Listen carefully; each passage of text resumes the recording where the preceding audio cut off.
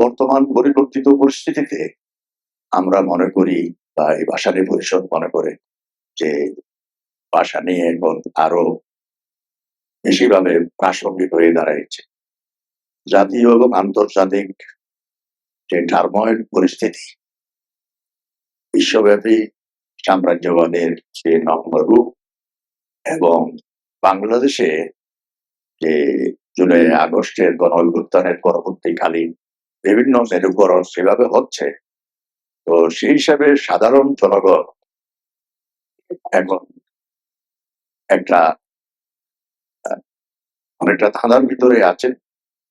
তো ভাসানী পরিষদ চেষ্টা করবে আগের থেকে আরো সক্রিয় হয়ে ভাসানের চিন্তা ভাবনা রাজনৈতিক ক্ষেত্রে আধিপত্যবাদের বিরুদ্ধে, সাম্রাজ্যবাদের বিরুদ্ধে এবং দেশীয় অবশক্তির বিরুদ্ধে যে ভূমিকা উনি পালন করে গেছেন, আজকে যদি ভাসানীর প্রেজেন্স থাকতো উনি কি করতেন, এই জিনিসটাই আমাদের এখানে তুলে ধরবো এবং আমরা এটা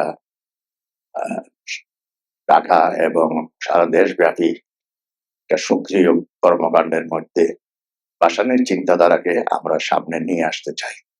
পরিষদ এই ধরনের একটা সিদ্ধান্ত নিয়েছে। তো আজকের অনুষ্ঠানে এটা প্রারম্ভিক যাত্রা। বিভিন্ন কারণে আমরা হয়তো সবার সাথে যোগাযোগ করতে পারি নাই, বিশেষ করে হারুন ভাই ঢাকায় ছিলেন না এবং আমিও বিগত 10 দিন থেকে খুব গুরুতর অসুস্থ ছিলাম। তো তারপরেও আপনারা যারা আসছেন, আমার মনে হয় যে এখানে সংখ্যাটা বড় কথা না, কোয়ালিটিটাই হলো আসল।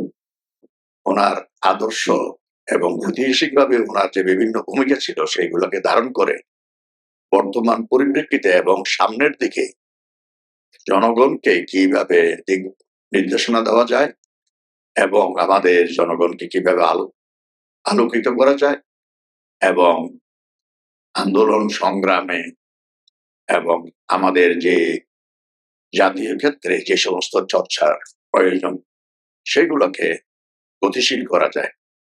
তো আমরা মৌলানা ভাসানী সম্বন্ধে বিস্তৃত আলোচনা হয়েছে। আমি বিশেষ করে বাংলা ভাষা আন্দোলনের সময় যে ওনার গুরুত্ব ব্যক্তি ছিলেন, আমরা কিন্তু নতুন প্রজন্মের এটা কেউ জানে না, কারণ ওনাদের ইতিহাসের যার যার ভূমিকা সেগুলো বাতিল করা এবং ওনাদের চিন্তা ভাবনা গুলোকে জনগণের চোখের সামনে থেকে আড়াল করার জন্য বিভিন্ন সময় বিভিন্ন সরকার যারা আসে তারা সৌকৌশলে কর্মকাণ্ড চালিয়ে যান এবং সবকিছু একটা নির্দিষ্ট ব্যক্তি বা একটা নির্দিষ্ট দলের এবং নির্দিষ্ট গোষ্ঠীর কর্মকাণ্ড হিসেবে সামনে পুরো প্রজন্মের সামনে ওরা তুলে ধরে। তাতে আমাদের যে জাতি গঠন হচ্ছে, আমাদের যে ভবিষ্যৎ নাগরিকরা গড়ে উঠছে, তারা দেশ সঠিক ইতিহাস জানছে না এবং তারা সেই জ্ঞানের সর্বাঙ্গীন জ্ঞান থেকে বঞ্চিত হচ্ছে। তো এইটা আমাদের ভাসানী পরিষদ আমরা চাচ্ছি এটা ভাসানীকে যেভাবে আড়াল করা হয়েছে সেটা সামনে নিয়ে আসা। ৬৯-এর গণ আন্দোলনে আমরা প্রত্যক্ষভাবে অংশগ্রহণ করেছি। ৬৮ সালে মৌলানা ভাসানী আইয়ুব খান বিরোধী যে আন্দোলন করলেন এবং আপনারা জানেন শেখ মুজিবুর রহমানের সে একটা ট্রায়াল হচ্ছিল ক্যান্টনমেন্টে এবং তারা সবকিছু গুছিয়েছিল সাক্ষী প্রমাণ দিয়ে বড় ধরনের একটা শাস্তি বিধানের জন্য, কিন্তু মৌলানা ভাসানীর সেই অসামান্য এবং সেই বজ্রখণ্ড এবং ওনাকে যে আপনারা জানেন প্রফেট অফ ফায়ার হিসাবে বিদেশি পত্রিকাগুলো ওনার ভূমিকার জন্য পুরো দৃশ্যপটটা বলতে চায় এবং শেখ মুজিবুর রহমান বেরিয়ে আসে এবং পুরো রাজনীতির মোড় অন্যদিকে চলে যায়। তার ফলশ্রুতিতে ৭০ সালের নির্বাচন হয় এবং নির্বাচনে এখানে আওয়ামী লীগ মেজরিটি পায়, কারণ এর ভিতরে মৌলানা ভাসানী এই নির্বাচনে অংশগ্রহণ করেন নাই। এটা নিয়ে অনেক ঘটনা আছে, এগুলো সংক্ষিপ্ত পরিসরে আরোপ করার দরকার নেই।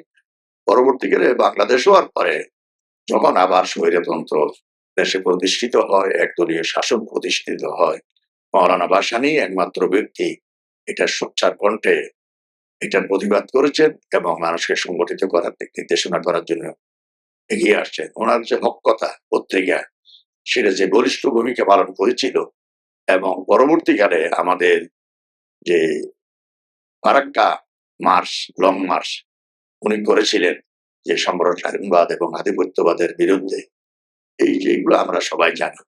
কিন্তু তার থেকেও এখন গুরুত্বপূর্ণ বাংলাদেশ। আমাদের বাংলাদেশের ৯০% মানুষ মুসলিম। এখন ইসলামকে ধারণ করা এবং ইসলামের ভূমিকা কিভাবে রাখা যায়, এগুলো নিয়ে আপনারা দেখছেন সামনে অনেক প্রচেষ্টা হচ্ছে, অনেক কর্মকাণ্ড সামনে চলে আসছে জনগণের। ইসলামের যে রূপ সামনে আসতেছে সেখানে আমরা মনে করি মৌলানা ভাসানী একজন ইসলাম চর্চা করে গেছেন এবং উনি কি দৃষ্টিতে ধর্মকে দেখতেন। মৌলানা ভাসানীর ইসলামে গণতন্ত্র ছিল, মৌলানা ভাসানীর ইসলামে ধর্ম নিরপেক্ষতা ছিল এবং প্রগতিশীলতা ছিল এবং সাধারণ মানুষের স্বার্থ সংরক্ষণ, গরিবের স্বার্থ সংরক্ষণ এবং দেশের স্বাধীনতা, সার্বভৌমত্ব এগুলোর অক্ষুণ্ণ রাখা এবং এটার বিরুদ্ধে প্রতিবাদী হওয়া, এগুলো কিন্তু ওনার ইসলামের অংশ ছিল। তো সেই হিসেবে আমার মনে হয় মৌলানা ভাসানীকে যখন আমরা সামনে নিয়ে আসবো, এই সমস্ত দিকগুলো জনগণের সামনে চলে আসবে। মানুষ মানে একদিকদর্শী না হয়ে বহুদিকদর্শী হতে পারবে এবং সেখানে মানুষ তার চয়েসটা নিতে পারবে। কারণ আমরা বিভিন্ন কর্মকাণ্ড গুলোকে যদি সামনে নিতে পারি। আরেকটা জিনিস দেখছেন যে আমাদের 54টা ভারতের সাথে 54টা অভিন্ন নদী পানি তারা একতরফা ভাবে উঠে নিয়ে যাচ্ছে। আমাদের কৃষি ব্যবস্থার মধ্যে বিশাল একটা সংকটের সৃষ্টি হয়ে গেছে। এই নদীগুলোতে বড় বড় বাঁধগুলো যখন বর্ষার সময় ওরা বাঁধ করে দেয়, আমাদের সারা দেশ প্লাবিত হয়ে যায়। যখন আমাদের পানির দরকার তারা আবার বাঁধগুলো বন্ধ করে দেয়। আমাদের দেশ মরুভূমিতে রূপান্তরিত হয়ে যাচ্ছে আস্তে আস্তে। আন্তর্জাতিকভাবে কোনো বিধান নাই এই ধরনের উপরের উজানের কোনো দেশ ভাটির দেশের পানি একতরফা ভাবে এভাবে নিতে পারে। কিন্তু আমাদের সরকার বিভিন্ন কারণে এখানে সোচ্চার হচ্ছে না, শক্ত কোনো অবস্থান নিচ্ছে না। জনগণের যে মৌলিক অধিকার গুলা সেগুলো প্রতিষ্ঠিত হচ্ছে না।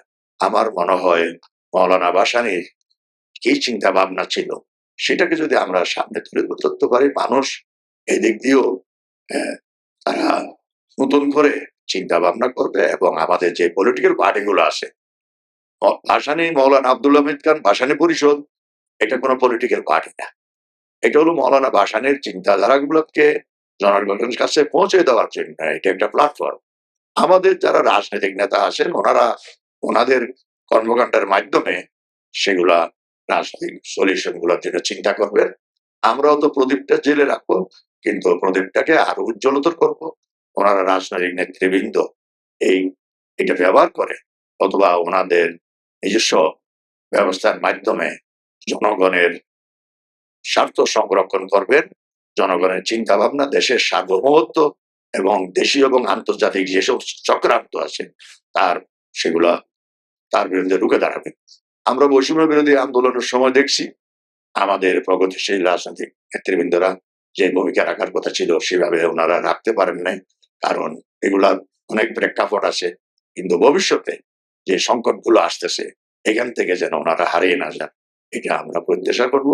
এবং মৌলানা আব্দুল হামিদ খান ভাসানীর আদর্শটাকে জনগণের কাছে পৌঁছে দেওয়ার জন্য আমরা প্রত্যেকটা রাজনৈতিক দল, আমাদের সাংবাদিক বন্ধুরা, মিডিয়াতে যারা আছেন এবং সমাজের বিভিন্ন স্তরের যারা আছেন সবার কাছ থেকে আমরা সহযোগিতা চাইব এবং আমরা বিভিন্ন প্রোগ্রাম এবং বিভিন্ন আমরা কর্মসূচি দেব।